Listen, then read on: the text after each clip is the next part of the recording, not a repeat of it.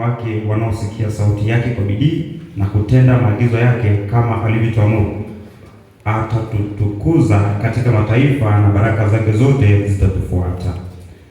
Asema atatufunulia hazina yake nzuri, nayo ni mbingu, kwa kutoa mvua ya nchi yako kwa wakati wake, na kwa kubarikia kazi yote ya mkono wako.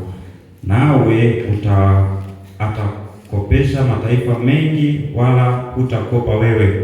Bwana atakufanya kuwa kichwa wala si mkia, nawe utakuwa juu tu wala hui chini, utakaposikia maagizo ya Bwana Mungu wako ni kuagizapo hivi leo, na kuiangalia na kuyafanya. Hizi ni ahadi halisi za msingi zilizotolewa katika Biblia yote. Mungu ni mwaminifu na anapenda kutimiza ahadi zake kwetu.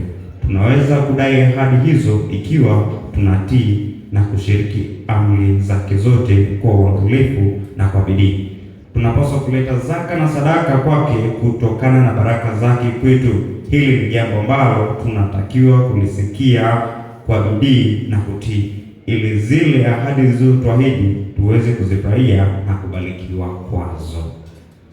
Mungu aweze kutubariki tunapojipanga kusikia na kutii kwa bidii katika habari ya kurudisha zaka na sadaka zetu kupitia mibaraka ambayo Mungu ameweza kutupatia.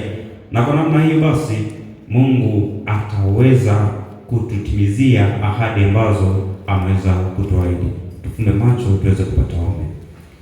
Asante Baba kwa sababu umekuwa pamoja nasi. Tunasihi wasaa huu tupatie Roho Mtakatifu ambaye atatuongoza kusikia na kutii sauti yako, kukurudisha zaka zetu na sadaka zetu.